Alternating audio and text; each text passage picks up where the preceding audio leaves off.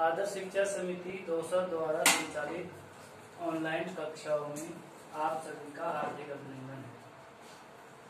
पिछले शुक्रवार को हमने पार्ट 1 के कुछ प्रश्न उत्तर किए थे। अब जो शेष बच रहे हैं आगे कर रहे हैं, उनको आप ध्यान से देखेंगे और पढ़ेंगे। जो पहले प्रश्न उत्तर दिए थे उनको आपने गृह कार्य कॉपी कर लिया होगा।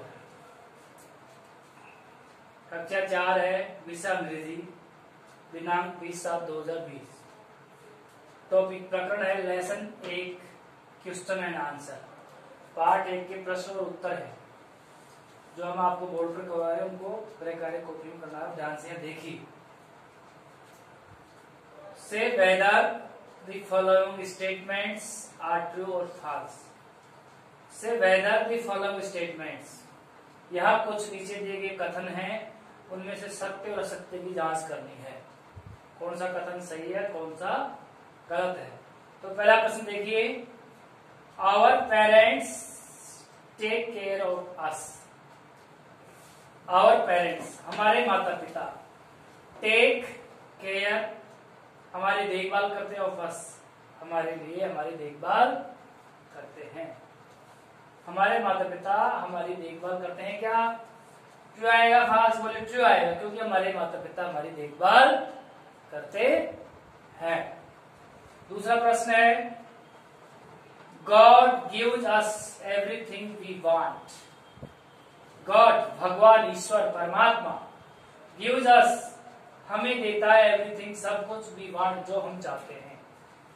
भगवान हमें सब कुछ चीजें देता है जो हम चाहते हैं। ट्रू है, फॉल्स? ट्रू, क्योंकि भगवान हमारे को सब कुछ चीजें देता है। प्रश्न संख्या 3, The poet says thank you 5 times in the poem. The poet says, कवि कहता है thank you, धन्यवाद, 5 times, 5 bar in this poem, इस कविता में। क्या इस कविता में कवि 5 बार धन्यवाद देता है? नो, 4 बार देता है, इसमें 5 बार दे रखा है, इसलिए ये फॉल्स है। इसमें क्या आएगा? फॉल्स, एफ आएगा।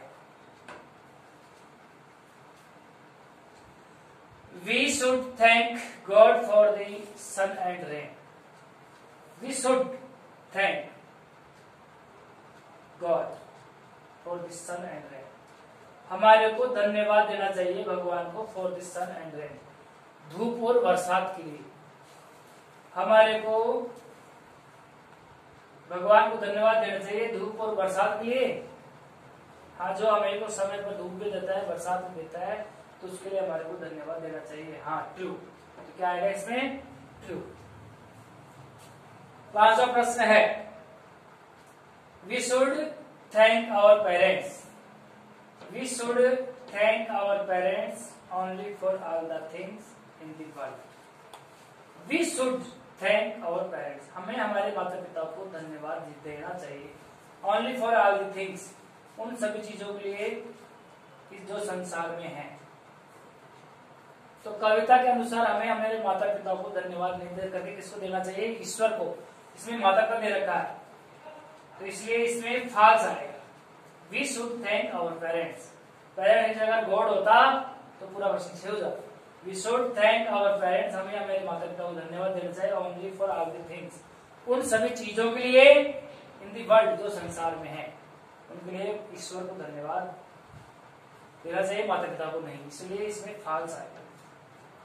अगला प्रश्न है, fill in the blanks with the correct words given in the brackets. Fill in the blanks, कुछ खालिस्तान दिए हुए उनको भरना है विद द करेक्ट वर्ड्स, उचित शब्दों के साथ। कुछ खालिस्तान नीचे दिए हुए हैं, उनको उचित शब्दों के साथ में भरना है।